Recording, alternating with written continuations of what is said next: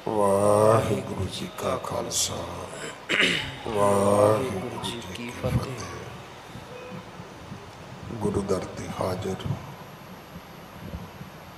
गुरु सवारे खालसा जी। आप जी वडभागे हो जो 8वें पातशाह बाला प्रीतम सतगुरु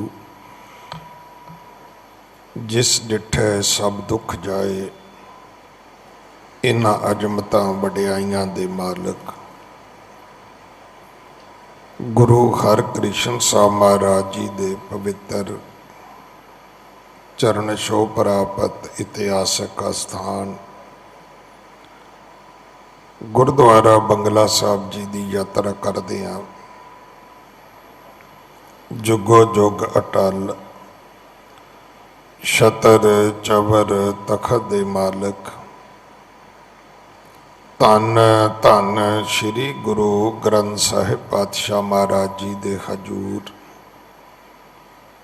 मनुखा जीवन दीयां घड़ियां नूं सफला कर रहे हो। सतगुरु सारियां दी यात्रा सफल करन हुण समा है। गुरु दरबार दे निजम अनुसार गुरु इतिहास दी चल रही लड़ीवार कथा दा अपनियां मन बिरतियां इकागर करो। रसना पवित्र कर दे एक बार सारे उचारण करो जी सतनाम वाहिगुरु जी। ये इतिहास पहले पातशाह जाहर पीर जगत गुरु कल तारण आए श्री गुरु नानक देव पातशाह महाराज जी का है। प्रसंग है पटना साहब का। जगत गुरु गुरु नानक साहब महाराज धरत लुकाई नूं सोध दे जगत जलंदे नूं ठार दे इस नौ खंड पृथ्वी का उधार कर दे सतगुरु बिशंबरपुर पहुंचे ने। अज दे पटना साहब का ये पुराना नाम है। इसनूं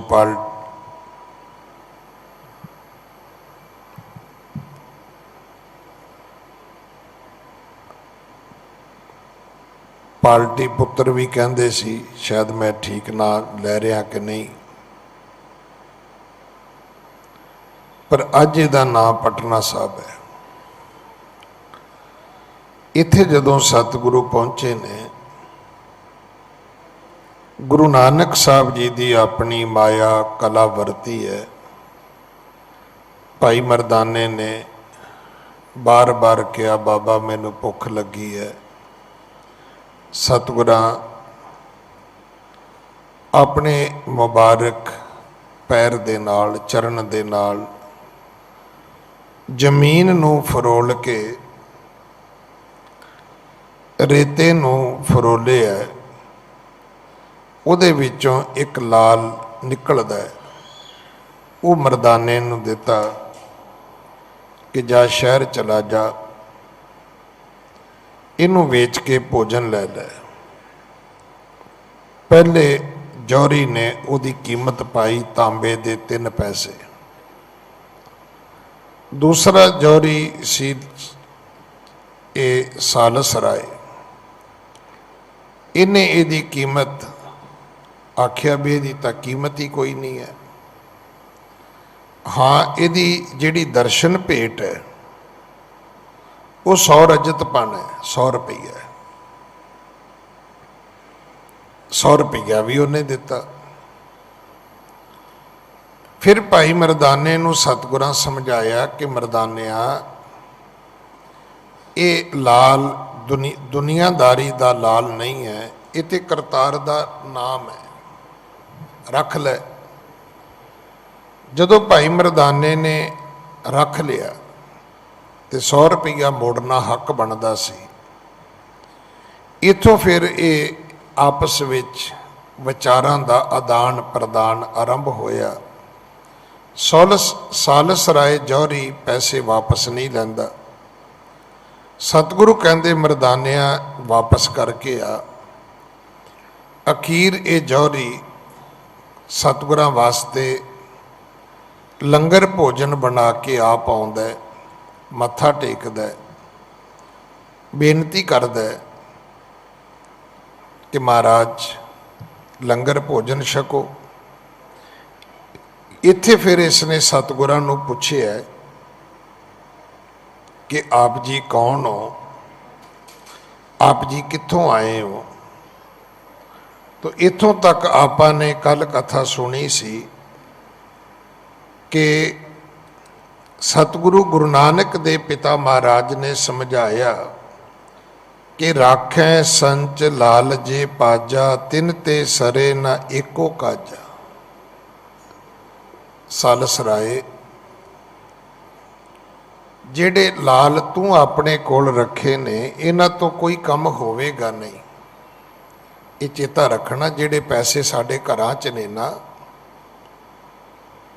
ये भलेखे च ना पैना। ये मत सोचना इहदे नाल सारे काम हो जाते ने, नहीं हुंदे भाई।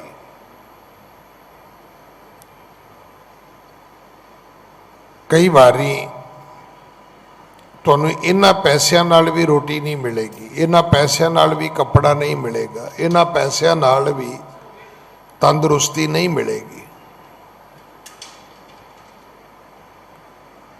जिवें हर मुल्क की अपनी करंसी है ना, कि हर मुल्क में चलती है? नहीं चलती। हर मुल्क के पैसे हर मुल्क में जाके तुसी नहीं चला सकते। इसे करके जिहड़े मनी एक्सचेंजर हुंदे ने, उन्हां दा काम चलदा है। जे हर हट्टी ते डॉलर, पाउंड, दिनार, ये वखरे वखरे पैसे चलते होण ते मनी एक्सचेंजरां दा तां काम ही ना चले भाई। वो भी गौरमेंट की अप्रूवल हुंदी उन्हां कोले, उत्थों जाके वो फिर उन्होंने उस मुल्क के पैसे की कीमत जिहड़ी है वो वसूलनी पैंदी है। तो गुरु नानक दे पिता जी ने समझाया कि खान पीन में सो नहीं आवें, पट ज्यों सीत न देह हटावें। अगर तुहाडे अगे रोटी ना रखी जावे, 5-7 मुल्कां दे नोट लैके, उत्थों दे सिक्के लैके, उत्थों दे कॉइन लैके जे रख दिते जान के लो भाई साहब जी नाश्ता कर लो, कर लोगे तुसी? सर्दी होवे ते आपां सोने दियां मोहरां थाली विच पा के रख दिए भी आ सराणे रख के सौ जाओ, कि सर्दी मिट जाएगी। जिथे रजाई कम आनी है उत्थे डॉलर कम नहीं आना, जिथे रोटी कम आनी उत्थे पाउंड कम नहीं आना। ये मत सोचना कि इस धन का सब कुछ हो सकता है। इसे करके सतगुरु जी ने समझाया कि पाहन जात सवश पिख, राखत कर हंकार शाह निज भाखत। पत्थर अपने कोल रख लेंदे ने शाहूकार, ते दुनिया नूं कहंदे ने भी मैं सब तो अमीर बादशाह हाँ। श्री करतार नाम सच लाला, जे को मिले सो होत निहाला। पर सालस राय जौहरी सच्चा धन जिहड़ा है वो परमेश्वर का नाम है। काचा धन संचै मूर्ख गवार, मनमुख भूले अंध गवार। विख्या कै धन सदा दुख होए, ना साथ जाए ना प्राप्त होए। इथों तक आपा ने कल कथा सुनी सी। अगली कथा आप जी बड़े प्यार दे नाल सरवण करो। हाँ जी। लाल अमोलक आपणो, ਆਤਮ ਪਰਖਿਓ ਨਾਹੀ। ਸਤਿਗੁਰੂ ਜੀ ਕਹਿਣ ਲੱਗੇ ਸਾਲਸ ਰਾਏ, ਤੇਰੇ ਕੋਲ ਆਪਣੇ ਕੋਲ ਪਤਾ ਹੈ ਕਿੱਡਾ ਕੀਮਤੀ ਲਾਲ ਹੈ? ਕਹਿਣ ਲੱਗਾ ਜੀ ਨਹੀਂ। ਕਹਿੰਦੇ ਤੇਰੀ ਆਤਮਾ ਹੈ। ਅਸਲ ਵਿੱਚ ਆਤਮਾ ਹੀ ਪਰਮਾਤਮਾ ਦੀ ਅੰਸ਼ ਹੈ। ਇਹ ਮੇਰੀਆਂ ਉਂਗਲੀਆਂ, ਇਹ ਮੇਰੇ ਹੱਥ, ਇਹ ਮੇਰੇ ਨੈਣ ਨਕਸ਼, ਮੇਰੇ ਪੈਰ, ਇਹ ਪਰਮਾਤਮਾ ਦੀ ਅੰਸ਼ ਨਹੀਂ ਹੈ। ਇਹ ਤੇ ਮੈਨੂੰ ਹੱਡੀਆਂ, ਮਾਂ ਦੀਆਂ ਹੱਡੀਆਂ ਤੋਂ ਮਿਲੀਆਂ ਨੇ। ਜਿਹੜਾ ਮੇਰਾ ਮਾਸ ਹੈ ਇਹ ਮੈਨੂੰ ਮਾਂ ਦੇ ਮਾਸ ਤੋਂ ਮਿਲਿਆ ਹੈ। ਜਿਹੜਾ ਖੂਨ ਮਿਲਿਆ ਇਹ ਮੈਨੂੰ ਮਾਂ ਦੇ ਖੂਨ ਤੋਂ ਮਿਲਿਆ।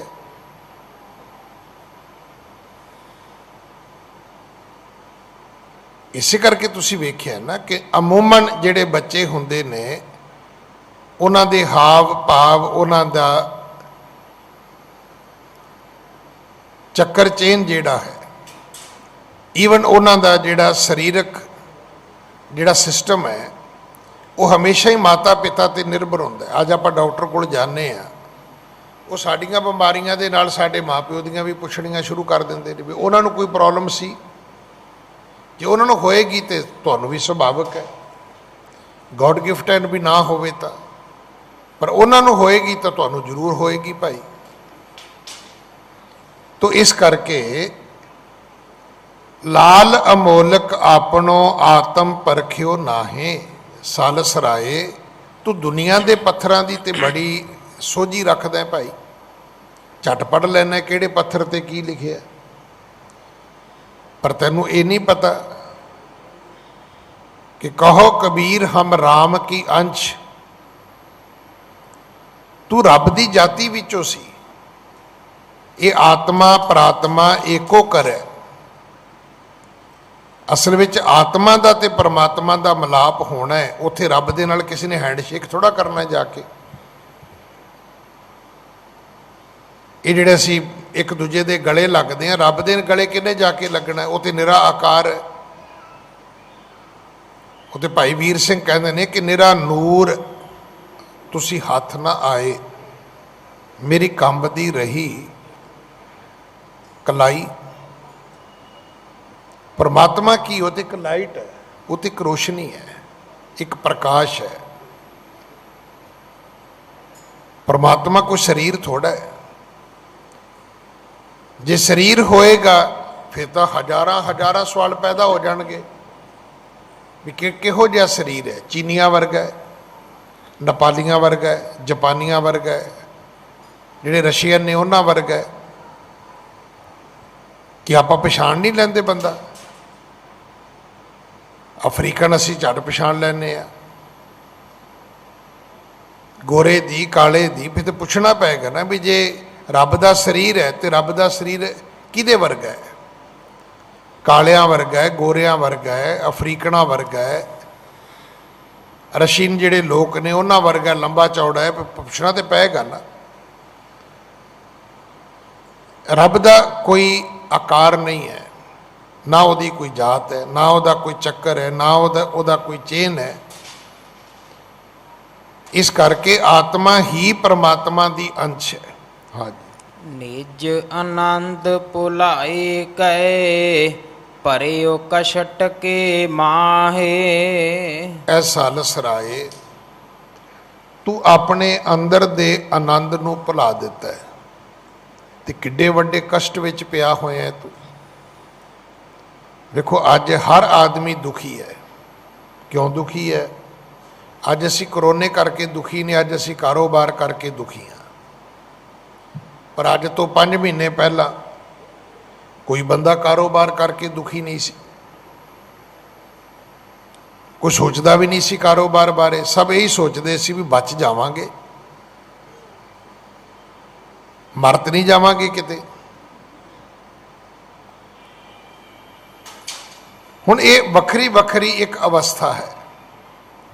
ਸਤਿਗੁਰੂ ਕਹਿਣ ਲੱਗੇ ਸਾਲਸ ਰਾਏ, ਤੂੰ ਦਿਨ ਰਾਤ ਇਹਨਾਂ ਪੱਥਰਾਂ ਦੇ ਭੁਲਾਵੇ ਵਿੱਚ ਨਿਜ ਆਨੰਦ ਭੁਲਾਏ ਕੇ ਪਰਿਓ ਕਸ਼ਟ ਕੇ ਮਾਹੇ। ਤੇਰੇ ਆਪਣੇ ਅੰਦਰ ਆਨੰਦ ਹੈ, क्योंकि आनंद आनंद सब को कहे, आनंद गुरु ते जाने। पहला तो ਉਹਦੀ ਸਾਨੂੰ ਡੈਫੀਨੇਸ਼ਨ ਹੀ ਨਹੀਂ ਪਤਾ, ਪਹਿਚਾਣ ਹੀ ਨਹੀਂ ਪਤਾ। ਸਾਨੂੰ ਆਨੰਦ ਬਾਰੇ ਕੋਈ ਨੌਲੇਜ ਨਹੀਂ ਹੈਗੀ, ਕੋਈ ਜਾਣਕਾਰੀ ਨਹੀਂ ਹੈਗੀ। ਤੁਸੀਂ ਕਹੋਗੇ ਜੀ ਕਿਉਂ ਨਹੀਂ ਹੈਗੀ? ਹਰ ਸਿੱਖ ਨੂੰ ਹੈਗੀ, ਜਿਹਨੂੰ ਮਰਜ਼ੀ ਪੁੱਛ ਲਓ, ਸੁਣਾਓ ਭਰਾ ਜੀ ਕੀ ਹਾਲ ਹੈ, ਕਹਿੰਦਾ ਜੀ ਬੜਾ ਆਨੰਦ ਹੈ। ਠੀਕ ਹੈ, ਉਹ ਕਹਿ ਰਹੇ ਬੜਾ ਆਨੰਦ ਹੈ, ਤੁਹਾਨੂੰ ਕਹੋ ਭਰਾ ਜੀ ਆਓ ਬਹਿ ਕੇ ਆਪਾਂ ਚਾਹ ਕੌਫੀ ਪੀਂਦੇ ਹਾਂ। ਹੁਣ ਉਹਦੇ ਆਨੰਦ ਦੀ ਹਾਲਤ ਵੇਖੋ ਤੁਸੀਂ ਕੀ ਹੈ। ਸੁਣਾਓ ਬੇਬੇ ਬਾਪੂ ਦਾ ਸੁਣਾਓ, ਕਹਿੰਦਾ ਬਸ ਦਵਾਈਆਂ ਤੇ ਹੀ ਨੇ, ਇਹ ਆਨੰਦ ਹੈ। ਬੱਚਿਆਂ ਦੀ ਸੁਣਾਓ, ਕਹਿੰਦਾ ਤੁਹਾਨੂੰ ਪਤਾ ਹੀ ਹੈ, ਕੋਈ ਆਖੇ ਥੋੜਾ ਲੱਗਦੇ ਨੇ ਅੱਜ ਕੱਲ੍ਹ, ਇਹ ਆਨੰਦ ਹੈ। ਹੁਣ ਪੁੱਛੋ ਵੀ ਕਾਰੋਬਾਰ ਦੀ, ਕਾਰੋਬਾਰ ਵੀ ਤੁਹਾਨੂੰ ਪਤਾ ਹੀ ਹੈ, ਆ ਕਰੋਨੇ ਕਰਕੇ ਕਹਿੰਦਾ ਵੀ ਨੌਕਰ ਨਾਕਰ ਤੇ ਸਾਰੇ ਭੱਜ ਗਏ ਨੇ। ਪੁੱਛੋ ਵੀ ਆਨੰਦ ਕਿਹੜੇ ਆਨੰਦ ਦੀ ਤੂੰ ਗੱਲ ਕੀਤੀ? ਵੀ ਤੈਨੂੰ ਪੁੱਛਿਆ ਮੈਂ ਵੀ ਕੀ ਹਾਲ ਹੈ, ਤੂੰ ਕਹਿੰਦਾ ਜੀ ਬੜਾ ਆਨੰਦ ਹੈ। ਤੇ ਇਹ ਆਨੰਦ ਤੇਰਾ ਤੇ ਬੰਦ ਗੋਭੀ ਵਰਗਾ ਹੈ, ਪੱਤੇ ਹੀ ਪੱਤੇ ਨੇ, ਫੁੱਲ ਤੇ ਹੈ ਨਹੀਂ ਵਿੱਚ ਉਹਦੇ। ਕਦੇ ਬੰਦ ਗੋਭੀ ਖਰੀਦੀ ਹੈ? ਹੁਣ ਕੋਈ ਬੰਦ ਗੋਭੀ ਦੇ ਵਿੱਚੋਂ ਕੋਈ ਗੋਭੀ ਵਾਲਾ ਫੁੱਲ ਲੱਭਣ ਜਾਏ ਤੇ ਲੱਭੇਗਾ। ਸਾਡਾ ਆਨੰਦ ਬੰਦ ਗੋਭੀ ਵਰਗਾ ਹੈ, ਪੱਤੇ ਹੀ ਪੱਤੇ ਨੇ, ਵਿੱਚ ਕੁਛ ਨਹੀਂ ਹੈਗਾ।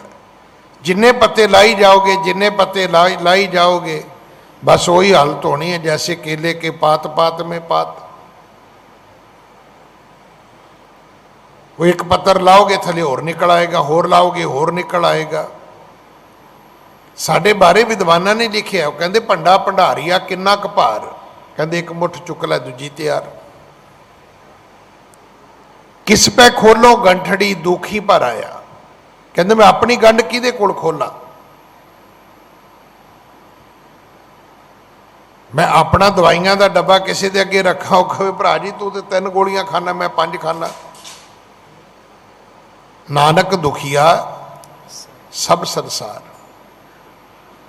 देखो माड़ी गल की है, जिहड़ा आप दुखी है वो लोगों को सुख दियां कथा कहानियां सुना रहा है। फिर जां उन्होंने कहना भी चाहिए भी भाई मैं थानू गुरु की कथा सुना रहा, ये अवस्था मेरी नहीं है। क्योंकि ये अवस्था जिसनों भी मिलेगी ये आनंद गुरु ते जाने आ। गुरु जनाएगा ते गुरु दवाएगा। हाँ जी। सालस बूझे कौन तू, कहाँ तुम्हारा देश। सालस राय जौहरी ने पूछया तुसी है कौन हो, तुहाडा देश केड़ा है? मैनूं दसोगे जी आप जी केड़े देश तो आए हो? कोई अपनी तारीफ दसोगे, कोई अपनी पहचान कराओगे?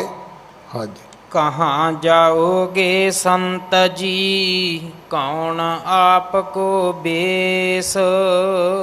तुसी अगे कित्थे जाना है?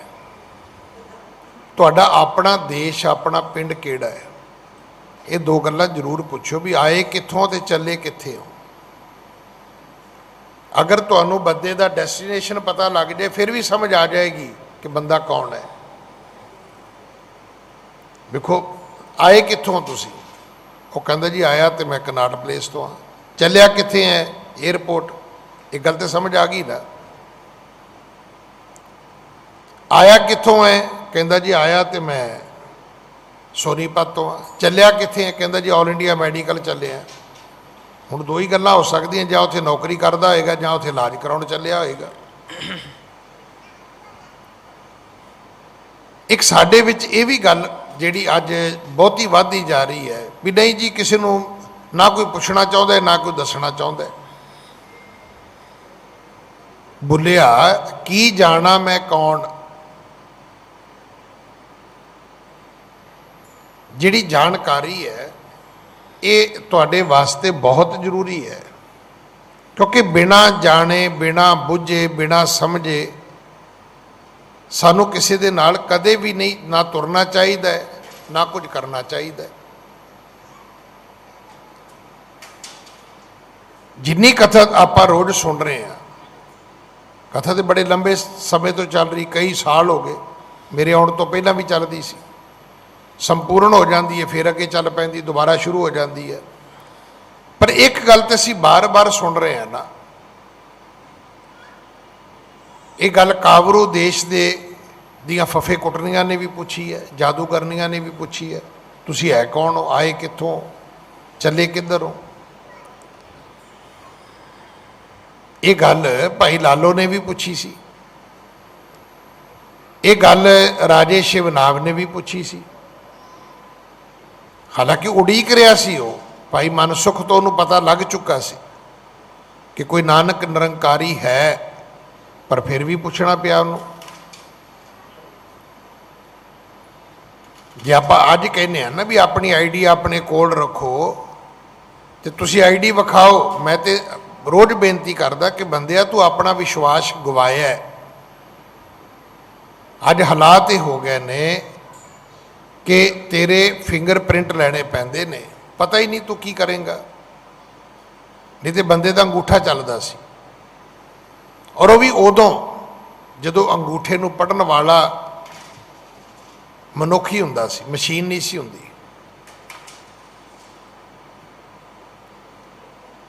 ਜਿਵੇਂ ਖੋਜੀ ਹੁੰਦੇ ਸੀ ਨਾ, ਉਹ ਪੈਡ ਬੁੱਝ ਲੈਂਦੇ ਸੀ, ਇਸੇ ਤਰ੍ਹਾਂ ਅੰਗੂਠੇ ਦੀ ਪਹਿਚਾਣ ਵੀ ਹੋ ਜਾਂਦੀ ਸੀ ਵੀ ਇਹ ਕਿਹਦਾ ਅੰਗੂਠਾ ਹੈ। ਅੱਜ ਤੇ ਹੁਣ ਬਾਇਓਮੈਟ੍ਰਿਕ ਹੋ ਗਿਆ ਨਾ, ਹੁਣ ਤੇ ਮਸ਼ੀਨ ਦੱਸਦੀ ਹੈ ਵੀ ਹੱਥ ਇਹਦਾ ਨਹੀਂ ਹੈ। ਹੁਣ ਤੇ ਤੁਹਾਡੀ ਫੇਸ ਜਿਹੜੀ ਆਈਡੀ ਹੈ ਉਹ ਵੀ ਆ ਗਈ ਹੈ, ਬਕਾਇਦਾ ਤੁਹਾਡੀਆਂ ਅੱਖਾਂ ਸਕੈਨ ਕੀਤੀਆਂ ਜਾਂਦੀਆਂ ਨੇ। ਵੇਖੋ ਕੁਦਰਤ ਦੀ ਖੇਡ, ਵੇਖੋ ਅੱਖਾਂ ਤੇ ਤੁਹਾਡੇ ਫਿੰਗਰਪ੍ਰਿੰਟ ਕਦੇ ਨਹੀਂ ਰਲਦੇ। ਤੁਸੀਂ DNA ਟੈਸਟ ਕਰਾਓ, ਇੱਕ ਦਾ ਦੂਜੇ ਨਾਲ ਨਹੀਂ ਜੇ ਰਲਦਾ। ਵੇਖੋ ਕਿਆ ਕਮਾਲ ਹੈ। ਜੇ ਬੰਦਾ ਬੇਈਮਾਨ ਹੋਇਆ ਹੈ ਤੇ ਰੱਬ ਉਸ ਤੋਂ ਪਹਿਲਾਂ ਹੀ ਇੰਨਾ ਸਿਆਣਾ ਸੀ, ਉਹਨੂੰ ਪਤਾ ਸੀ ਕਿ ਬੰਦਾ ਬੇਈਮਾਨ ਹੋ ਸਕਦਾ। ਪਤਾ ਤੁਹਾਨੂੰ ਫਿੰਗਰਪ੍ਰਿੰਟ ਵੀ ਗਵਾਚ ਜਾਂਦੇ ਨੇ। ਬੜੇ ਬੜੇ ਕਲਾਕਾਰ ਨੇ ਹੱਥਾਂ ਤੇ ਤੇਲ ਤੂਲ ਲਾ ਕੇ ਨਾ ਤਵੇ ਦੇ ਉੱਤੇ ਮਾਰ ਦਿੰਦੇ ਨੇ, ਤਾਂ ਸਾਰੀਆਂ ਉਂਗਲਾਂ ਸੜ ਜਾਂਦੀਆਂ ਨੇ। ਉਹ ਫਿਰ ਕਹਿੰਦੇ ਵੀ ਨਹੀਂ ਨਦੀ ਦੀ ਅੱਖਾਂ ਸਕੈਨ ਕਰੋ, ਫਿਰ ਉੱਥੋਂ ਵੀ ਜਾਵੇ ਤੇ ਫਿਰ ਕਹਿੰਦੇ ਲਿਆਓ ਇਹਦਾ DNA ਕਰਾਓ।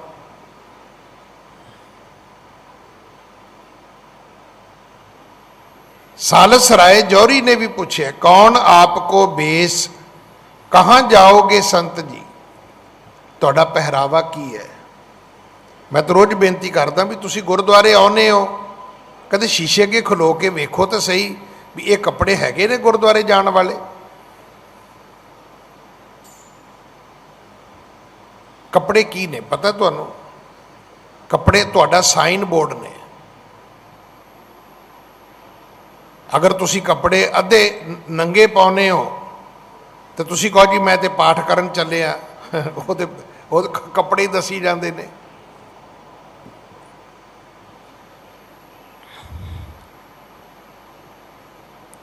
हुण चादर बन के तुसी स्कूल नूं जाओगे, पेंट पा के तुसी हल वाउण जाओगे। साडे बजुर्ग कहंदे हुंदे सी, काका जे खेत नूं जाना है तो ਉਹੋ ਜਿਹੇ ਕੱਪੜੇ ਪਾ ਕੇ ਜਾ ਕਿ ਉੱਥੇ ਜੇ ਤੂੰ ਕੰਮ ਕਰ ਸਕੇ। ਸਾਲਸ ਰਾਏ ਜੌਹਰੀ ਨੇ ਗੁਰੂ ਨਾਨਕ ਨੂੰ ਪੁੱਛਿਆ, ਤੁਹਾਡਾ ਵੇਖ ਕੀ ਹੈ, ਭੇਸ ਕੀ ਹੈ, ਤੁਹਾਡੀ ਵੇਸ਼ ਭੂਸਾ ਕੀ ਹੈ। ਇਹਦਾ ਬੜਾ ਸੰਬੰਧ ਹੈ ਤੁਹਾਡੇ ਪਹਿਰਾਵੇ ਦਾ। ਈਵਨ ਤੁਸੀਂ ਖਾਣ ਪੀਣ ਤੋਂ ਬੰਦਾ ਸਮਝ ਸਕਦੇ ਹੋ ਬੰਦਾ ਹੈ ਕੀ ਹੈ।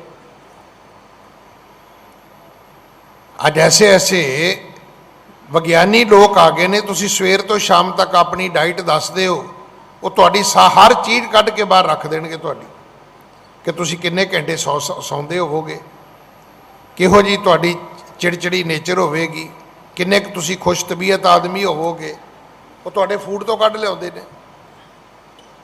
ਈਵਨ ਤੁਸੀਂ ਕਿਸੇ ਦੇ ਘਰ ਜਾਓ ਤੁਹਾਨੂੰ ਉੱਥੋਂ ਪਤਾ ਲੱਗ ਜਾਏਗਾ।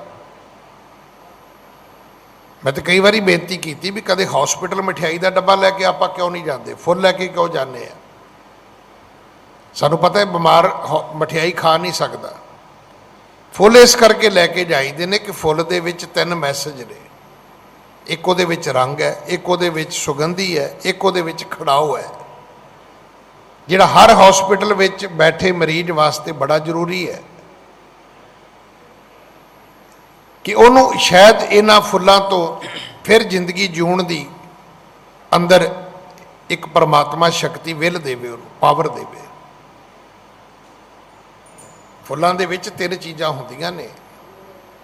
ਇਹ ਠੀਕ ਹੈ ਵੀ ਅਸੀਂ ਗੋਰਿਆਂ ਤੋਂ ਸਿੱਖ ਲਿਆ ਵੀ ਬੁੱਕੇ ਦੇਣਾ ਜੀ, ਸਾਨੂੰ ਇਹ ਨਹੀਂ ਪਤਾ ਉਹਦਾ ਮੀਨਿੰਗ ਕੀ ਹੈ। ਅਸੀਂ ਤਾਂ ਕਿਸੇ ਨੂੰ ਦਈਏ ਤਾਂ ਅਗਲਾ ਉੱਥੇ ਹੀ ਸੁੱਟ ਦਿੰਦਾ, ਗੋਰੇ ਨਹੀਂ ਸੁੱਟਦੇ।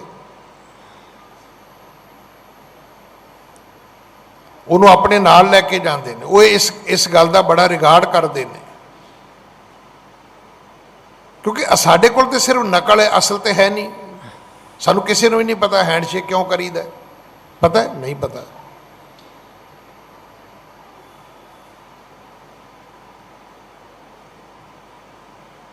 ਸਾਨੂੰ ਨਹੀਂ ਪਤਾ, ਨਕਲ ਹੈ, ਜ਼ਰੂਰ ਕਰਨੀ ਹੈ।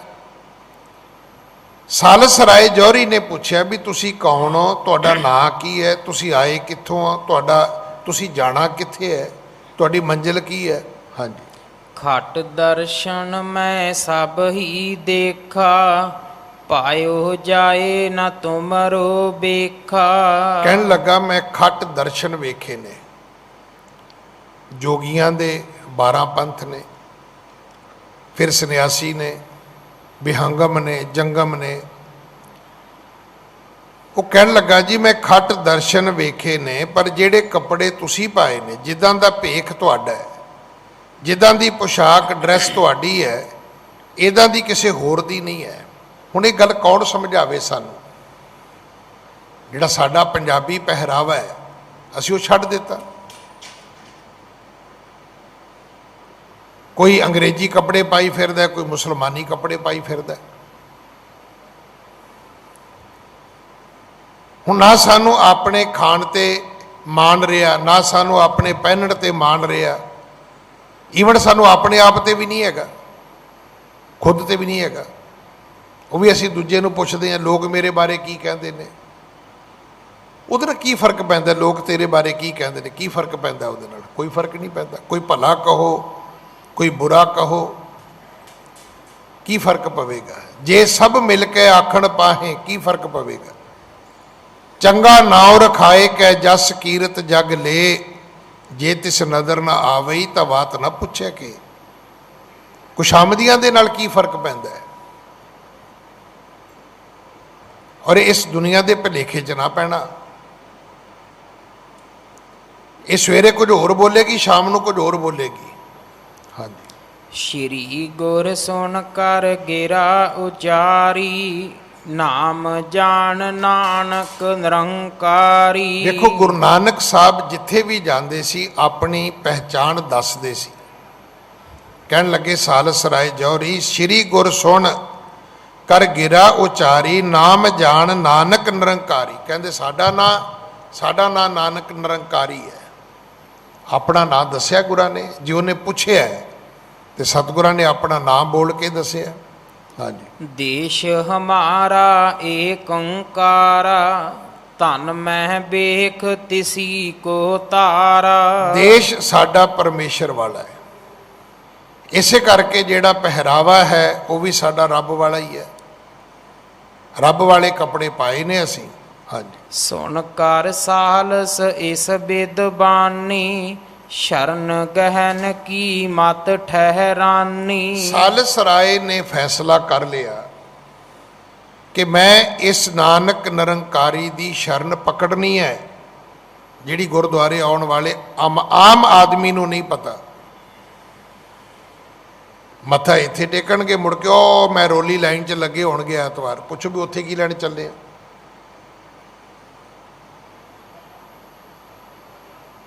ਪੁੱਛਣਾ ਤਾਂ ਚਾਹੀਦਾ ਹੈ ਨਾ। ਅਸੀਂ 10 ਥਾਵਾਂ ਤੇ 15 ਥਾਵਾਂ ਤੇ ਭਟਕਦੇ ਫਿਰਦੇ, ਕਾਹਦੇ ਲਈ ਭਟਕਦੇ?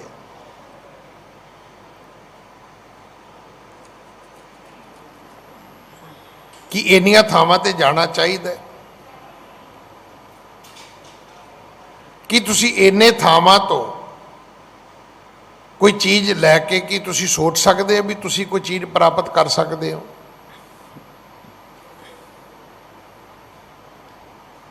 ਜਿੰਨੇ ਪੀਰਾਂ ਫਕੀਰਾਂ ਕੋਲ ਜਾਂਦੇ ਆ, ਤੁਸੀਂ ਇੰਨੇ ਡਾਕਟਰ ਹੀ ਬਣਾ ਲਓ ਆਪਣੇ। ਜੇ ਤੁਹਾਨੂੰ ਡਾਕਟਰ ਨਾ ਮਾਰ ਦੇਣ ਤੇ ਮੈਨੂੰ ਕਹਿ ਦਿਓ, ਡਾਕਟਰ ਹੀ ਮਾਰ ਦੇਣਗੇ। मैं रोज़ बेनती करता। कई वार मैनू कहिंदे भी तुसीं जी उदाहरण अमरीका की देने हो, तो मैं कहा इत्थे देण नूं बचिया ही कुछ नहीं है। मेरे को ग्रीन कार्ड है, उत्थे एक मेरा प्राइमरी डॉक्टर है।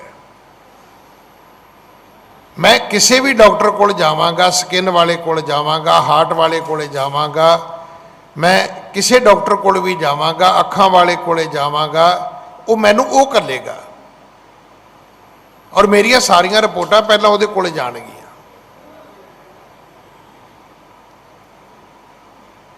और जदों मैं किसी कोल जावांगा वो मैनू पहलां पुछेगा तेरा प्राइमरी डॉक्टर कौन है, क्योंकि उन्होंने एक बंदे नूं उन्होंने मेरा केंद्र बना दिता है जिन्हों मेरिया सारिया लामतां दा पता है। हुण आपां दसीए भी साडा कोई है, कोई प्राइमरी गुरु है कोई साडा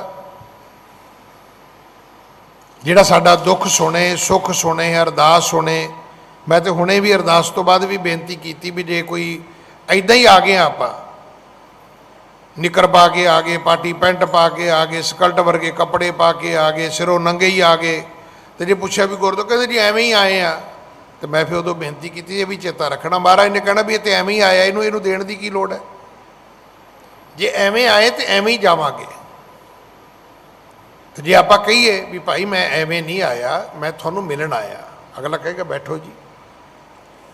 एवें आए नूं कौन पुछदा है अपने घर च? तो जे कहो नहीं जी मैं सिर्फ तुहानूं मिलण आया, मैं तुहाडे ही घर आया, मैं कोई गली चों एवें नहीं भी तुहाडा बूहा खोला से तुहाडे घर वड़ गया। सगल द्वार को छाड़ के गहिओ तुहारो द्वार, बाहां गहे की लाज अस गोबिंद दास तुहार। चलो ये तो बड़ियां वड्डियां गल्लां ने। छोटी जी गल, तुसी किते गए हो तो उस शहर पिंड दे विच तुहाडे 4-5 रिश्तेदारां दे घर ने, जाणकारां दे घर ने। जे तुसी किसी एक नूं ना कहा भी वीर जी रोटी तुहाडे घर खानी है, तो मैं लिख के देना, तुहानूं सारिਆਂ ने पकौड़े ही देने, रोटी किसी नहीं जे देनी। तो जे तुसी कह दिओ कि वीर जी सोवांगे तुहाडे घर, रोटी उन्हां दे घर है, नाश्ता उन्हां दे घर है, सारे पका के रखणगे तुहाडीआं। तो जे एवें ही तुरे फिरना तो तुरे फिरो, कौन रोकदा है किसी नूं। सालस राय जौहरी ने फैसला कर लिया।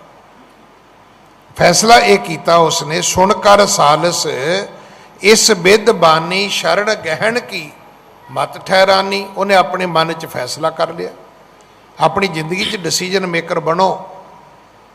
सवाल ये नहीं कि फैसला गलत है, मैं कहना गलत भी कर लो, घट्टो घट्ट एक एक्सपैरीमेंट तो होएगा।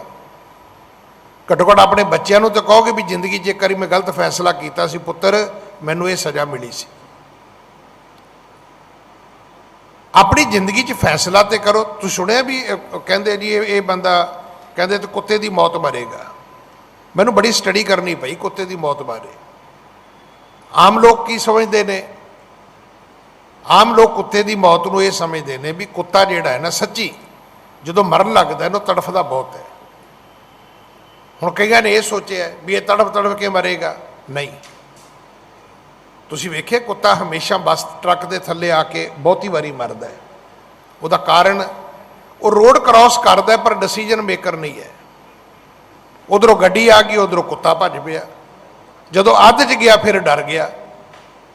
हुण जे तो रोड क्रॉस करदा तो ड्राइवर ने तो जजमेंट कर ली भी इन्नी स्पीड ते आ रहा, मेरे जांदे तक इन्हें लंघ जाना है। वो की करदा जदों अध ज़्यादा फिर मुड़ाउंदा है। वो ना डिसीजन मेकर होण करके गड्डी थले आके मरदा। नहीं तो सारे जानवर गड्डी थले आके नहीं मरदे। जानवर तो हर जानवर ही रोड क्रॉस करदा, किहड़ा नहीं करदा। पर जदों मरेगा कुत्ता ही मरेगा रोड ते। अगर असी जिंदगी च फैसला ही नहीं करना तो अनियाई इनू दूजे जे चंगे शब्द देने होण तो वो ये है भी अनियाई मौत मरांगे आपां, क्योंकि असी जिंदगी च फैसला ही कोई नहीं किया। और ये भी चेता रखना, इतिहास सिर्फ 2 बंदियां दा लिखिया गया है। जे भगत प्रहलाद दा लिखिया गया है तो हरनाकश दा भी लिखिया गया है। जदों भगत प्रहलाद की गल होएगी हरनाकश की जरूर होएगी। जे गुरु तेग बहादुर का इतिहास चलेगा तो चलेगा औरंगजेब का भी। ਤੇ ਮੁਗਲ ਬਾਦਸ਼ਾਹ ਤੇ ਹੋਰ ਵੀ ਬੜੇ ਹੋਏ, ਬਾਕੀਆਂ ਦਾ ਕੋਈ ਨਹੀਂ ਚੱਲਦਾ। ਜਾਂ ਉਹਦਾ ਚੱਲੇਗਾ ਜਿਹਨੇ ਰੱਜ ਕੇ ਜ਼ੁਲਮ ਕੀਤੇ ਨੇ, ਜਾਂ ਉਹਦਾ ਚੱਲੇਗਾ ਜਿਹਨੇ ਰੱਜ ਕੇ ਸਬਰ ਕੀਤਾ ਹੈ। ਕਿਸੇ ਜਬਰ ਵਾਲੇ ਦਾ ਚੱਲੇਗਾ, ਕਿਸੇ ਸਬਰ ਵਾਲੇ ਦਾ ਚੱਲੇਗਾ। ਉਹ ਜਿਹੜੇ ਵਿਚਕਾਰ ਤੁਰੇ ਫਿਰਦੇ ਰਹੇ ਉਹਨਾਂ ਨੂੰ ਕੌਣ ਪੁੱਛਦਾ ਹੈ? ਉਹ ਕੋਈ ਨਹੀਂ ਪੁੱਛਦਾ। ਉਹਨਾਂ ਦੀ ਹਿਸਟਰੀ ਕਿਸੇ ਨੇ ਲਿਖੀ ਨਹੀਂ, ਉਹਨਾਂ ਨੂੰ ਇਤਿਹਾਸ ਨੇ ਆਪਣੇ ਘਰ ਵਿੱਚ ਥਾਂ ਹੀ ਨਹੀਂ ਦਿੱਤੀ ਭਾਈ। ਹਾਂਜੀ। ਜੇ ਤੁਮ ਏਕੰਕਾਰ ਬਲੋਕਾ, ਮੁਝ ਦਿਖਾਏ ਕੈ ਕਰੋ ਅਸ਼ੋਕਾ। ਸਾਲਸਰਾਏ ਜੌਹਰੀ ਨੇ ਗੁਰੂ ਨਾਨਕ ਸਾਹਿਬ ਦੇ ਚਰਨ ਪਕੜ ਲਏ। ਕਹਿਣ ਲੱਗਾ, ਨਾਨਕ ਨਿਰੰਕਾਰੀ ਜੀ, ਜੇ ਤੁਹਾਨੂੰ ਪਰਮਾਤਮਾ ਦੇ ਦਰਸ਼ਨ ਹੋਏ ਨੇ ਤੇ ਮੈਨੂੰ ਜ਼ਰੂਰ ਕਰਾਓ। ਉਹਨੂੰ ਸਮਝ ਆ ਗਈ ਵੀ ਇਹ ਕਰਾ ਸਕਦਾ ਹੈ।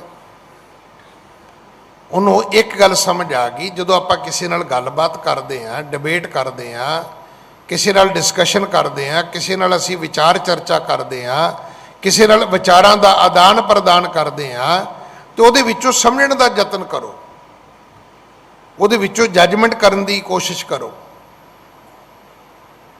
ਹੁਣ ਉਹਨੂੰ ਸਮਝ ਆ ਗਈ ਵੀ ਇਹ ਤੇ ਕੋਈ ਪੁੱਗਿਆ ਹੋਇਆ ਰੱਬ ਦਾ ਬੰਦਾ ਹੈ। ਇਹ ਤੇ ਕਹਿੰਦਾ ਮੈਂ ਕੱਪੜੇ ਵੀ ਰੱਬ ਵਾਲੇ ਪਾਏ ਨੇ, ਮੇਰਾ ਦੇਸ਼ ਵੀ ਰੱਬ ਵਾਲਾ ਹੈ। ਕਹਿਣ ਲੱਗਾ, ਜੀ ਜੇ ਤੁਸੀਂ ਰੱਬ ਵੇਖਿਆ ਤੇ ਮੈਨੂੰ ਵੀ ਵਿਖਾ ਦਿਓ। ਹਾਂਜੀ। ਚਰਨ ਸ਼ਰਨ ਚੱਲ ਕਰ ਅਬ ਆਵਾ, ਸੁਣ ਸ਼੍ਰੀ ਮੁਖ ਤੇ ਸ਼ਬਦ ਅਲਾਵਾ। ਕਹਿਣ ਲੱਗਾ, ਜੀ ਹੁਣ ਮੈਂ ਤੁਹਾਡੀ ਚਰਨ ਸ਼ਰਨ ਵਿੱਚ ਆ ਗਿਆ, ਹੁਣ ਮੈਂ ਤੁਹਾਡੇ ਪੈਰਾਂ ਵਿੱਚ ਆ ਗਿਆ, ਹੁਣ ਮੈਂ ਤੁਹਾਡੇ ਚਰਨਾਂ ਵਿੱਚ ਆ ਗਿਆ, ਹੁਣ ਮੈਂ ਤੁਹਾਡੀ ਸ਼ਰਨ ਵਿੱਚ ਆ ਗਿਆ। ਵੇਖੋ ਸ਼ਰਨ ਦੇ ਅਰਥ ਇਹ ਤੁਹਾਨੂੰ ਇੰਡੀਆ ਤੋਂ ਨਹੀਂ ਮਿਲਣਗੇ, ਛੇਤੀ ਮਿਲਣਗੇ। ਜਿਹੜੇ ਲੋਕ ਸਾਡੇ ਇੰਡੀਆ ਤੋਂ ਬਾਹਰਲੇ ਮੁਲਕਾਂ ਵਿੱਚ ਗਏ, ਉਹਨਾਂ ਨੇ ਜਾ ਕੇ ਉੱਥੇ PR ਲੈਣ ਦੀ ਕੋਸ਼ਿਸ਼ ਕੀਤੀ, ਪਰਮਾਨੈਂਟ ਰੈਜ਼ੀਡੈਂਟ ਬਣਨ ਦੀ ਕੋਸ਼ਿਸ਼ ਕੀਤੀ, ਨਹੀਂ ਬਣੇ। ਫਿਰ ਉਹਨਾਂ ਨੇ ਪੋਲੀਟੀਕਲ ਅਸਾਈਲਮ ਅਪਲਾਈ ਕੀਤੀ। ਉਹ ਕੀ ਹੈ? ਸ਼ਰਨ ਮੰਗਣੀ। ਤੇ ਸ਼ਰਨ ਮੰਗਣ ਵਾਸਤੇ ਇੱਕ ਪਰਫਾਰਮ ਹੈ। ਉਹ ਕੀ ਹੈ ਕਿ ਮੇਰੇ ਹੋਮ ਕੰਟਰੀ 'ਚ ਮੈਨੂੰ ਖਤਰਾ ਹੈ ਤੇ ਮੈਨੂੰ ਆਪਣੇ ਮੁਲਕ 'ਚ ਥਾਂ ਦਿਓ, ਜੇ ਮੈਂ ਵਾਪਸ ਚਲਾ ਗਿਆ ਤੇ ਮੈਨੂੰ ਮਾਰ ਦੇਣਗੇ। ਇਹਦੇ ਲਈ ਇੰਗਲੈਂਡ ਵੀ ਦਿੰਦਾ, ਕੈਨੇਡਾ ਵੀ ਦਿੰਦਾ, ਅਮਰੀਕਾ ਵੀ ਦਿੰਦਾ। ਉਹਨਾਂ ਦੇ ਕਾਨੂੰਨ ਹੀ ਇੱਦਾਂ ਦੇ ਨੇ। 1 ਮਿੰਟ ਵਿੱਚ ਜਿਹੜਾ ਬੰਦਾ 10 ਸਾਲਾਂ 'ਚ ਗ੍ਰੀਨ ਕਾਰਡ ਨਹੀਂ ਹੁੰਦਾ, ਉਹ ਕਈ ਵਾਰੀ ਪਹਿਲੀ ਤਰੀਕ ਤੇ 2 ਮਹੀਨਿਆਂ 'ਚ ਹੋ ਜਾਂਦਾ ਹੈ। 3-4 ਮਹੀਨਿਆਂ 'ਚ ਬੱਚੇ ਵੀ ਟੱਪ ਜਾਂਦੇ ਨੇ ਇੰਡੀਆ ਤੋਂ ਉਹਨਾਂ ਦੇ। ਪਰ ਕੀ ਕਹਿਣਾ ਪਿਆ? ਕਹਿਣਾ ਇਹ ਪਿਆ ਵੀ ਮੇਰੇ ਹੋਮ ਕੰਟਰੀ 'ਚ ਮੈਨੂੰ ਖਤਰਾ ਹੈ। ਹੁਣ ਆਪਾਂ ਸਾਰੇ ਕਹਿੰਦੇ, ਮਹਾਰਾਜ ਮੈਂ ਤੁਹਾਡੀ ਸ਼ਰਨ ਆਇਆ। ਠੀਕ ਹੈ ਜੀ, ਆਇਆ ਤੇ ਤੂੰ ਫਿਰ ਅਗਲੀ ਗੱਲ ਦੱਸ, ਵਾਪਸ ਤਾਂ ਨਹੀਂ ਜਾਏਗਾ? ਇਹ ਗੱਲ ਜਾ ਕੇ ਹੁਣ ਸਾਡੇ ਬੰਦਿਆਂ ਨੂੰ ਅਮਰੀਕਾ ਸਮਝ ਆਈ ਹੈ। ਉਹ ਵਿੱਚੋਂ ਜਦੋਂ ਵਕੀਲ ਪੜ੍ਹਾਉਂਦੇ ਨੇ ਨਾ ਕਿ ਪੋਲੀਟੀਕਲ ਅਸਾਈਲਮ ਵਾਲਿਓ, ਇੱਕ ਗੱਲ ਦਾ ਧਿਆਨ ਰੱਖਿਓ ਕਿ ਜੇ ਤੁਸੀਂ ਇੰਡੀਆ ਗਏ, ਦੇਖੋ ਅਮਰੀਕਾ ਗੌਰਮੈਂਟ ਨਾ ਤੁਹਾਨੂੰ ਕੁਝ ਕਵੇ, ਕੈਨੇਡਾ ਗੌਰਮੈਂਟ ਨਾ ਕੁਝ ਕਵੇ ਤੇ ਨਾ ਕਵੇ, ਪਰ ਜੇ ਉਹਨਾਂ ਨੇ ਤੁਹਾਡੀ ਫਾਈਲ ਖੋਲ੍ਹ ਲਈ ਤਾਂ ਉਹਨਾਂ ਨੇ ਕਹਿਣਾ ਵੀ ਤੂੰ ਇੰਡੀਆ ਗਿਆ ਸੀ। ਤੁਸੀਂ ਕਹਿਣਾ ਜੀ ਮੈਂ ਗਿਆ ਸੀ। ਉਹਨੇ ਕਿਹਾ ਤੈਨੂੰ ਉੱਥੇ ਕੁਝ ਹੋਇਆ ਤਾਂ ਨਹੀਂ? ਉਹਨੇ ਕਹਿਣਾ ਜੀ ਨਹੀਂ। ਤੁਹਾਡੀ ਉਸੇ ਵੇਲੇ PR ਕੈਂਸਲ ਹੋ ਸਕਦੀ ਹੈ। ਵੀ ਠੀਕ ਹੈ, ਜੇ ਤੇਰੇ ਹੋਮ ਕੰਟਰੀ 'ਚ ਹਾਲਾਤ ਠੀਕ ਹੋ ਗਏ ਨੇ ਤੇ ਛੱਡ ਸਾਡਾ ਕੰਟਰੀ, ਜਾ ਆਪਣੇ ਮੁਲਕ 'ਚ। ਗੁਰੂ ਦੀ ਸ਼ਰਨ ਆਉਣ ਦਾ ਅਰਥ ਇਹ ਹੈ ਕਿ ਤੁਸੀਂ ਛੱਡ ਕੇ ਕੀ ਆ ਰਹੇ ਹੋ? ਕੁਛ ਵੀ ਨਹੀਂ। ਕੋਈ ਮੜੀ, ਕੋਈ ਮਸਾਣੀ, ਕੋਈ ਧਾਗਾ, ਕੋਈ ਤਵੀਤ, ਕੋਈ ਟੂਣਾ, ਕੋਈ ਟਮਣਾ। ਕੀ ਛੱਡਿਆ ਤੁਸੀਂ? ਕੋਈ ਜੰਡੀ ਛੱਡੀ, ਕੋਈ ਪਿੱਪਲ ਛੱਡਿਆ, ਕੋਈ ਕਬਰ ਛੱਡੀ, ਕੋਈ ਮੜੀ ਮਸਾਣੀ ਛੱਡੀ? ਨਾ। ਕੀ ਕੀਤਾ? ਇੱਕ ਜਪਜੀ ਸਾਹਿਬ ਦਾ ਵੀ ਪਾਠ ਕਰ ਲਿਆ, ਬਾਕੀ ਫਿਰ ਉਹੀ ਕੰਮ ਕਰੀ ਜਾਂਦੇ ਅਸੀਂ। ਜੇ ਗੁਰੂ ਦੀ ਸ਼ਰਨ ਵਿੱਚ ਆਉਣਾ ਹੈ ਤੇ ਤੁਹਾਨੂੰ ਬਾਕੀ ਕਰਮ ਕਾਂਡ ਛੱਡਣੇ ਪੈਣਗੇ। ਹੁਣ ਉਹ ਕਹਿੰਦਾ ਜੀ ਮੈਂ ਤੁਹਾਡੀ ਸ਼ਰਨ ਵਿੱਚ ਆਇਆ, ਚਰਨ ਸ਼ਰਨ ਚੱਲ ਕਰ ਅਬ ਆਵਾ, ਸੁਣ ਸ਼੍ਰੀ ਮੁਖ ਤੇ ਸ਼ਬਦ ਅਲਾਵਾ। ਤਾਂ ਗੁਰੂ ਨਾਨਕ ਸਾਹਿਬ ਨੇ ਮਾਰੂ ਰਾਗ ਦਾ ਇਹ ਸ਼ਬਦ ਉਚਾਰਿਆ। ਇਹ ਸ਼ਬਦ ਗੁਰੂ ਗ੍ਰੰਥ ਸਾਹਿਬ ਵਿੱਚ ਦਰਜ ਹੈ। ਹਾਂਜੀ। ਬਿਮਲ ਮਝਾਰ ਬਸਸ ਨਿਰਮਲ ਜਲ, ਪਦਮਲ ਜਾਵਲ ਰੇ। ਪਦਮਨ ਜਾਵਲ ਜਲ ਰਸ ਸੰਗਤ, ਸੰਗ ਦੁਖ ਨਹੀਂ ਰੇ। ਦਾਦਰ ਤੂੰ ਕਬੈ ਨ ਜਾਣ ਸਰੇ, ਭਗਸ ਸਿਬਾਲ ਬਸਸ ਨਿਰਮਲ ਜਲ। ਅੰਮ੍ਰਿਤ ਨ ਨਖ ਸਰੇ, ਬਸ ਜਲ ਨਿਤ ਨ ਵਸਤ ਅਲੀਅਲ, ਮੇਰ ਚਚਾ ਗੁਣ ਰੇ। ਚੰਦ ਕੁਮੁਦਨੀ ਦੂਰੋਂ ਨਿਵਸਸ, ਅਨਪਉ ਕਾਰਨ ਰੇ। ਅੰਮ੍ਰਿਤ ਖੰਡ ਦੂਧ ਮਦ ਸੰਚਸ, ਤੂੰ ਬਨ ਚਾਤੁਰ ਰੇ। ਆਪਣਾ ਆਪ ਤੂੰ ਕਬੋ ਨ ਛੋਡਸ, ਪਿਸਨ ਪ੍ਰੀਤ ਜਿਉ ਰੇ। ਪੰਡਤ ਸੰਗ ਵਸੈ ਜਨ ਮੂਰਖ, ਆਗਮ ਆਸ ਸੁਣੇ। ਆਪਣਾ ਆਪ ਤੂੰ ਕਬੋ ਨ ਛੋਡਸ, ਸੁਆਣ ਪੂਛ ਜਿਉ ਰੇ। ਇਕ ਪਾਖੰਡੀ ਨਾਮ ਨ ਰਾਚੈ, ਇਕ ਹਰ ਹਰ ਚਰਨੀ ਰੇ। ਪੂਰਬ ਲਿਖਿਆ ਪਾਵਸ ਨਾਨਕ, ਰਸਨਾ ਨਾਮ ਜਪ ਰੇ। ਗੁਰੂ ਨਾਨਕ ਸਾਹਿਬ ਨੇ ਸ਼ਬਦ ਉਚਾਰ ਕੇ ਕਿੰਨੀਆਂ ਉਦਾਹਰਨਾਂ ਦਿੱਤੀਆਂ। ਕਹਿੰਦੇ ਭਾਈ ਤੂੰ ਭੌਰਾ ਵੇਖਿਆ, ਕਮਲ ਦਾ ਫੁੱਲ ਚਿੱਕੜ ਵਿੱਚ ਉੱਗਦਾ ਹੈ, ਤੇ ਭੌਰਾ ਬਾਹਰੋਂ ਆ ਕੇ ਉਸ ਫੁੱਲ ਦੀ ਸੁਗੰਧੀ ਲੈ ਲੈਂਦਾ ਹੈ। ਪਰ ਜਿਸ ਪਾਣੀ ਦੇ ਵਿੱਚ ਕਮਲ ਦਾ ਫੁੱਲ ਉੱਗਿਆ ਉਹਦੇ ਵਿੱਚ ਡੱਡੂ ਵੀ ਨੇ, ਤੇ ਡੱਡੂ ਨੂੰ ਤੇ ਖਬਰ ਵੀ ਨਹੀਂ ਵੀ ਇੱਥੇ ਕਮਲ ਦਾ ਫੁੱਲ ਵੀ ਹੈਗਾ। ਡੱਡੂ ਕੀ ਕਰਦਾ ਹੈ? ਉਹ ਪਾਣੀ ਦਾ ਜਾਲਾ ਖਾਈ ਜਾਂਦਾ ਹੈ। ਉਸੇ ਪਾਣੀ ਵਿੱਚ ਕਮਲ ਦਾ ਫੁੱਲ ਹੈ। ਬਾਹਰੋਂ ਭੌਰੇ ਆਉਂਦੇ ਨੇ, ਉਹ ਆ ਕੇ ਉਸ ਕਮਲ ਫੁੱਲ ਤੋਂ ਆ ਕੇ ਸੁਗੰਧੀਆਂ ਲੈਂਦੇ ਨੇ ਭਾਈ। ਇਸ ਕਰਕੇ ਇਹ ਪੰਡਤ ਸੰਗ ਵਸੈ ਜਨ ਮੂਰਖ, ਕਹਿੰਦੇ ਪੰਡਤ ਦੇ ਕੋਲ ਮੂਰਖ ਰਹਿਣ ਲੱਗ ਪਿਆ। ਆਗਮ ਆਸ ਸੁਣੇ, ਤੇ ਪੰਡਤ ਜਦੋਂ ਧਰਮ ਗ੍ਰੰਥ ਪੜ੍ਹਦਾ ਕਿ ਮੂਰਖ ਸੁਣਦਾ ਨਹੀਂ, ਕਹਿੰਦੇ ਸੁਣਦਾ। ਆਪਣਾ ਆਪ ਤੂੰ ਕਬੂ ਨਾ ਛੋੜਸ, ਸਵਾਨ ਪੂਛ ਜਿਉ ਰੇ। ਤੇ ਕਹਿੰਦੇ ਮੂਰਖ ਦੀ ਹਾਲਤ ਕੀ ਹੈ? ਜਿਵੇਂ ਕੁੱਤੇ ਦੀ ਪੂਛ ਕਦੇ ਸਿੱਧੀ ਨਹੀਂ ਹੁੰਦੀ, ਉਹ ਟੇਢੀ ਦੀ ਟੇਢੀ ਰਹਿੰਦੀ ਹੈ। ਮੂਰਖ ਕਦੇ ਸਿਆਣਾ ਨਹੀਂ ਹੁੰਦਾ।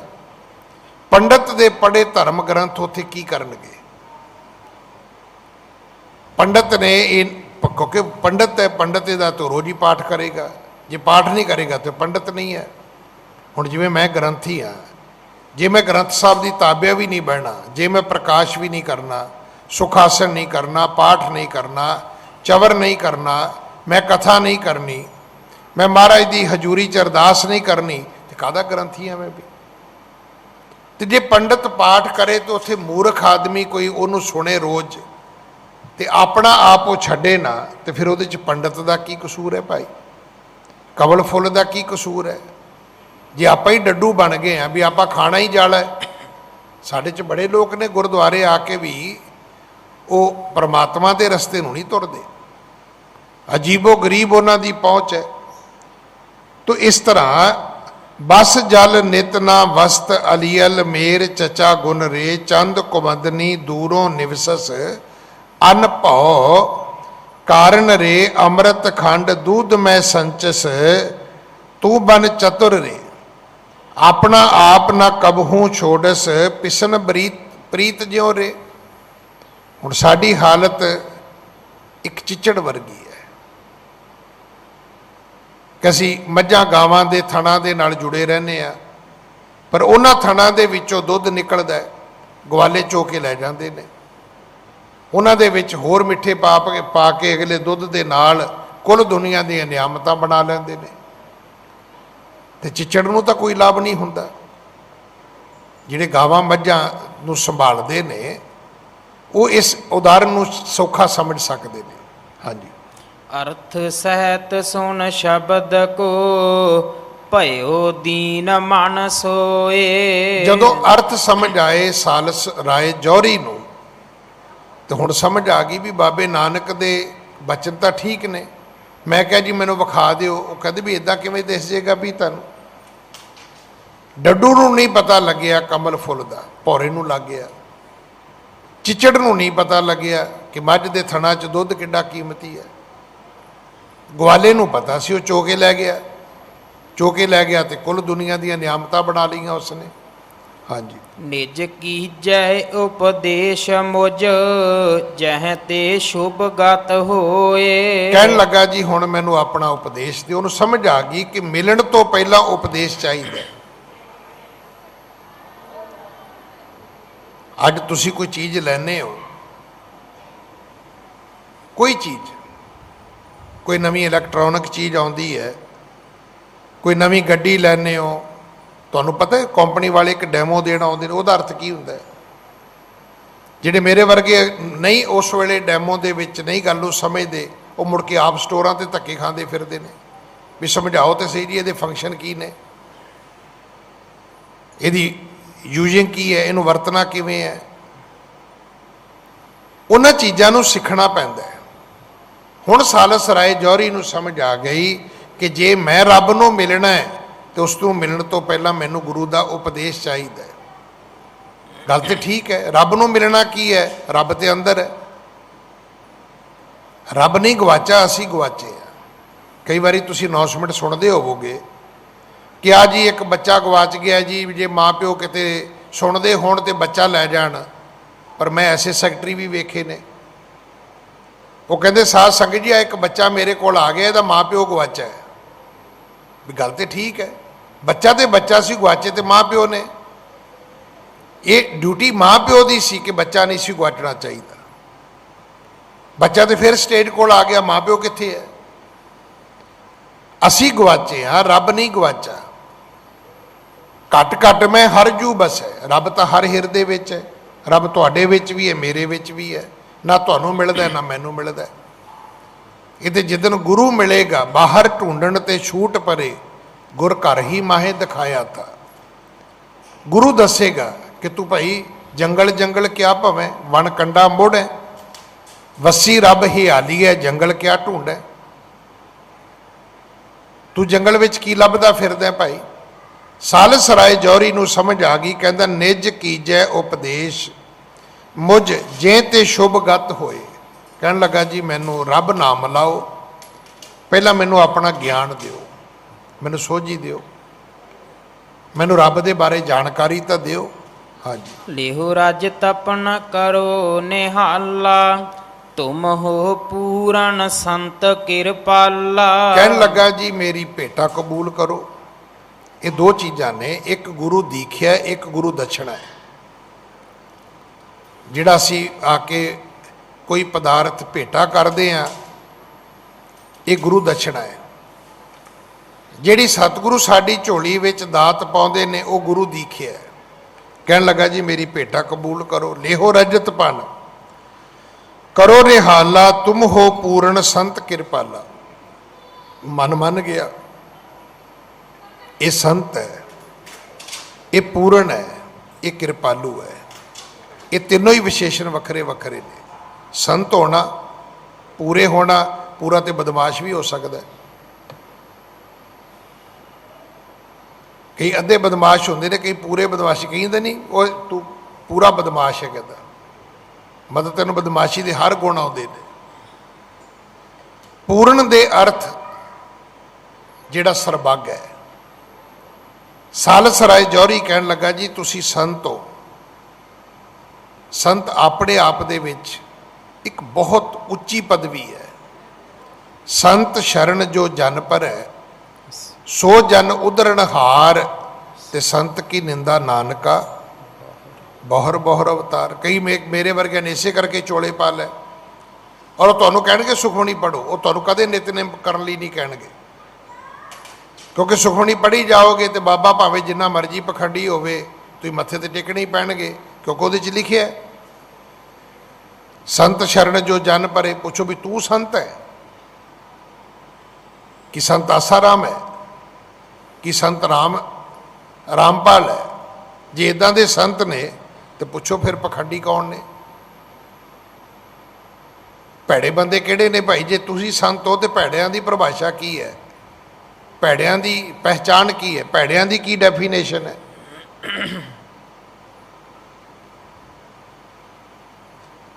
ਉਹ ਜਿਹੜਾ ਮੈਸੇਂਜਰ ਆਫ ਗੋਡ ਬਣ ਗਿਆ ਸੀ, ਉਹ ਅੱਜ ਕੱਲ੍ਹ ਰੋਹਤਕ ਜੇਲ੍ਹ 'ਚ ਬੈਠਾ ਹੈ। ਇਹਨੇ ਐਲੀਗੇਸ਼ਨ ਜਿੰਨੇ ਉਹਦੇ ਤੇ ਲੱਗੇ ਨੇ, ਬਸ ਇਹਨੇ ਤੇ ਅਵਤਾਰ ਜਿਹੜੇ ਸੀ ਧਰਤੀ ਤੇ ਆਏ ਉਹ ਵੀ ਫੇਲ ਕਰ ਦਿੱਤੇ। 1600 ਇਸਤਰੀਆਂ ਦਾ ਇਲਜ਼ਾਮ ਹੈ ਉਸ ਬੰਦੇ ਤੇ, 1600। ਤੇ ਉਹ ਕਹਿੰਦਾ ਜੀ ਮੈਸੇਂਜਰ ਆਫ ਗॉड। ਜੇ ਤੂੰ ਮੈਸੇਂਜਰ ਆਫ ਗॉड ਹੈ ਤਾਂ ਮੈਂ ਤਾਂ ਸ਼ਬਦ ਪੁੱਛ ਵੀ ਨਹੀਂ ਸਕਦਾ ਵੀ ਉਹ ਕਿਹਨੂੰ ਕਹਿੰਦੇ ਨੇ। ਜੇ ਤੂੰ ਮੈਸੇਂਜਰ ਆਫ ਗॉड ਹੈ ਤੇ ਉਹ ਕਿਹਨੂੰ ਕਹਿੰਦੇ ਨੇ। ਉਹ ਸ਼ਬਦ ਇੱਥੇ ਬੋਲਣੇ ਵੀ ਬਹੁਤ ਵੱਡੀ ਗੁਸਤਾਖੀ ਹੋਏਗੀ, ਪਾਪ ਹੋਏਗਾ। ਹਰ ਵਿਅਕਤੀ ਸੰਤ ਨਹੀਂ ਹੈ, ਹਰ ਵਿਅਕਤੀ ਪੂਰਨ ਨਹੀਂ ਹੈ, ਹਰ ਵਿਅਕਤੀ ਕਿਰਪਾਲੂ ਨਹੀਂ ਹੋ ਸਕਦਾ। ਸਾਲਸ ਰਾਏ ਜੌਹਰੀ ਕਹਿਣ ਲੱਗਾ ਜੀ ਮੈਨੂੰ ਸਮਝ ਆ ਗਈ, ਤੁਮ ਹੋ ਪੂਰਨ ਸੰਤ ਕਿਰਪਾਲਾ। ਤੁਸੀਂ ਪੂਰੇ ਵੀ ਹੋ, ਤੁਸੀਂ ਸੰਤ ਵੀ ਹੋ, ਤੇ ਤੁਸੀਂ ਕਿਰਪਾ ਵੀ ਕਰ ਸਕਦੇ ਹੋ। ਤੁਹਾਡੇ ਕੋਲੇ ਸ਼ਕਤੀ ਹੈ, ਸਮਰੱਥ ਹੈ, ਤੁਸੀਂ ਸਰਬੱਗ ਹੋ। ਹਾਂਜੀ। ਸ਼੍ਰੀ ਗੁਰ ਕਹੈ ਨਾ ਹਮਰੇ ਕਾਮਾ, ਇਹ ਧਨ ਸੋਹਤ ਤੁਮਰੇ ਧਾਮਾ। ਸਤਿਗੁਰੂ ਕਹਿਣ ਲੱਗੇ ਪਹਿਲੀ ਗੱਲ ਰਹੀ ਤੇਰੀ ਭੇਟਾ ਦੀ, ਪੈਸਿਆਂ ਦੀ। ਕਹਿੰਦੇ ਸਾਡੇ ਤੇ ਕਿਸੇ ਕੰਮ ਹੀ ਨਹੀਂ। ਹਾਂ, ਇਹ ਪੈਸੇ ਤੇਰੇ ਘਰ ਸ਼ੋਭਦੇ ਨੇ, ਕਿਉਂਕਿ ਜੇ ਸ਼ਾਹੂਕਾਰ ਹੋਵੇ ਤੇ ਘਰ ਪੈਸੇ ਨਾ ਹੋਣ ਤੇ ਕਾਹਦਾ ਸ਼ਾਹੂਕਾਰ ਹੈ। ਤੂੰ ਸ਼ਾਹੂਕਾਰ ਹੈ, ਇਹ ਪੈਸੇ ਰੱਖ ਤੂੰ ਆਪਣੇ ਘਰ। ਤੇਰੀ ਸ਼ੋਭਾ ਹੀ ਪੈਸਿਆਂ ਨਾਲ ਹੈ। ਸ਼ਾਹੂਕਾਰ ਦੀ ਸ਼ੋਭਾ ਪੈਸਿਆਂ ਨਾਲ। ਜਿੱਦਣ ਸ਼ਾਹੂਕਾਰ ਕੰਗਾਲ ਹੋ ਜਾਏ ਨਾ, ਉਹਦੀ ਸ਼ੋਭਾ ਨਹੀਂ ਰਹਿੰਦੀ। ਸਤਿਗੁਰੂ ਕਹਿਣ ਲੱਗੇ ਸਾਡੇ ਇਹ ਪੈਸੇ ਕਿਸੇ ਕੰਮ ਹੀ ਨਹੀਂ, ਅਸੀਂ ਭੇਟਾ ਲੈਣੀ ਨਹੀਂ, ਨਾ ਸਾਨੂੰ ਲੋੜ ਹੈ। ਹਾਂਜੀ। ਜੇ ਤੁਮ ਦਰਬ ਲੇਤ ਅਬ ਨਾਹੀ, ਇਹ ਭੋਜਨ ਪਾਵੋ ਮੁਖ ਮਾਹੀ। ਉਹ ਫਿਰ ਸਾਲਸ ਰਾਏ ਕਹਿਣ ਲੱਗਾ ਵੀ ਚਲੋ ਠੀਕ ਹੈ ਜੀ, ਭੇਟਾ ਨਾ ਲਵੋ, ਆ ਲੰਗਰ ਤੇ ਛਕ ਲਓ। ਮੈਂ ਤੁਹਾਡੇ ਲਈ ਬੜੇ ਪਿਆਰ ਨਾਲ ਘਰੋਂ ਭੋਜਨ ਲੈ ਕੇ ਆਇਆ, ਭੋਜਨ ਪਾਓ। ਹਾਂਜੀ। ਤੂਸ਼ਣ ਭਇਓ ਸੁਣੈ ਮਰਦਾਨਾ, ਗਟੀ ਆਹਾਰ ਵਿਚਾਰੈ ਨਾਨਾ। ਕੋਲ ਬੈਠਾ ਭਾਈ ਮਰਦਾਨਾ ਹੁਣ ਮਾਨੀ ਮਨ ਸੋਚਦਾ ਵੀ ਬਾਬਾ ਕਿਤੇ ਵੀ ਨਾ ਕਹਿ ਦੀ ਵੀ ਇਹ ਵੀ ਨਹੀਂ ਖਾਣਾ, ਵੀ ਚੱਲ ਜੇ ਤੂੰ ਨਹੀਂ ਖਾਣਾ ਤੇ ਮੈਨੂੰ ਕਹਿ ਵੀ ਤੂੰ ਖਾ ਲਾ। ਇਹ ਗੱਲ ਮਸ਼ਕੀਨ ਸਾਹਿਬ ਤੋਂ ਬੜੀ ਸਿੱਖਣ ਵਾਲੀ ਹੈ। ਹਾਲਾਂਕਿ ਮੈਂ ਦੂਜਿਆਂ ਨੂੰ ਕਹਿਣਾ ਪਰ ਮੈਂ ਆਪ ਭੁੱਲ ਜਾਂਦਾ। ਜਿਨ੍ਹਾਂ ਦੇ ਘਰ ਮਸ਼ਕੀਨ ਸਾਹਿਬ ਗਏ ਹੋਣ, ਅਗਰ ਉਹ ਮੇਰੀ ਕਥਾ ਸੁਣਦੇ ਹੋਣ ਤੇ ਚੇਤਾ ਜ਼ਰੂਰ ਕਰਨਾ। ਮਸ਼ਕੀਨ ਸਾਹਿਬ ਨੂੰ ਕਿਸੇ ਨੇ ਕਹਿਣਾ ਨਾ ਵੀ ਚਾਹ ਛਕੋਗੇ, ਕਹਿਣਾ ਨਾਲ ਦਿਆਂ ਨੂੰ ਪੁੱਛ ਲਓ ਵੀ ਗੱਲ ਤੇ ਠੀਕ ਹੈ। ਹੁਣ ਮੈਂ ਕਹਾਂ ਮੈਂ ਨਹੀਂ ਪੀਣੀ ਤੇ ਜੇ ਨਾਲ ਦਿਆਂ ਨੇ ਪੀਣੀ ਹੋਵੇ ਤਾਂ ਉਹ ਰਗੜੇ ਗਿਆ ਨਾ ਵਿਚਾਰੇ।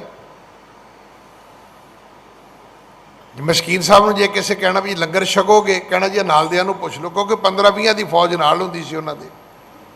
ਭਾਈ ਮਰਦਾਨਾ ਕਹਿੰਦਾ ਵੀ ਬਾਬਾ ਮਨ ਹੀ ਮਨ ਕਹਿੰਦਾ, ਬੋਲ ਕੇ ਨਹੀਂ ਕਹਿੰਦਾ ਵੀ ਕਿਤੇ ਬਾਬਾ ਪੈਸੇ ਮਨਾ ਕਰ ਦੇ ਤੇ ਕਿਤੇ ਭੋਜਨ ਵੀ ਨਾ ਮਨਾ ਕਰਦੀ, ਵੀ ਜੇ ਤੁਸੀਂ ਨਹੀਂ ਖਾਣਾ। ਤੂਸ਼ਨ ਭਇਓ ਸੁਣੇ ਮਰਦਾਨਾ, ਗਟੀ ਆਹਾਰ ਵਿਚਾਰੇ ਨਾਨਾ। ਹੁਣ ਮਨ ਹੀ ਮਨ ਉਹ ਭੋਜਨ ਦੀ ਗਿਣਤੀ ਕਰਦਾ ਹੈ। ਇਹ 'ਚ ਖੀਰ ਵੀ ਹੋਏਗੀ, ਇਹਦੇ 'ਚ ਸਬਜ਼ੀ ਵੀ ਹੋਏਗੀ, ਇਹਦੇ 'ਚ ਦਾਲ ਵੀ ਹੋਏਗੀ। ਹਾਂਜੀ। ਸ਼੍ਰੀ ਨਾਨਕ ਲੇਵੈ ਅਸਣ, ਦੇਹ ਮੁਝੈ ਤਬ ਖਾਓ। ਤੇ ਸੋਚਦਾ ਹੈ ਵੀ ਬਾਬਾ ਲੈ ਲਾ ਥੋੜਾ ਜਿਹਾ, ਮੈਂ ਵੀ ਖਾ ਲਾਂਗਾ, ਕਿਉਂਕਿ ਜੇ ਤੁਸੀਂ ਖਾਓਗੇ ਤੇ ਮੈਨੂੰ ਵੀ ਮਿਲ ਜਾਏਗਾ। ਲਾਗੇ ਬੈਠਾ ਭਾਈ ਮਰਦਾਨਾ ਇੰਜ ਗਿਣਤੀਆਂ ਗਿਣਦਾ। ਗਟੀ ਦਾ ਅਰਥ ਹੁੰਦਾ ਗਿਣਤੀ। ਹਾਂਜੀ। ਭਇਓ ਸ਼ੁਦਾਤਰ ਸ਼ਰਮਤ ਮੈਂ, ਭੋਜਨ ਤੇ ਤ੍ਰਿਪਤਾਓ। ਆਖਿਆ ਬਾਬਾ ਮੈਨੂੰ ਤੇ ਬੜੀ ਭੁੱਖ ਲੱਗੀ ਹੈ, ਇਹ ਤੇ ਰੱਬ ਨੂੰ ਮਿਲ ਚੱਲਿਆ ਤੇ ਮੈਨੂੰ ਤੇ ਪ੍ਰਸ਼ਾਦਾ ਵੀ ਨਹੀਂ ਮਿਲਿਆ, ਤੇ ਮੇਰੇ ਤੇ ਕਿਰਪਾ ਕਰੋ ਮੈਨੂੰ ਤੇ ਪ੍ਰਸ਼ਾਦਾ ਮਿਲੇ।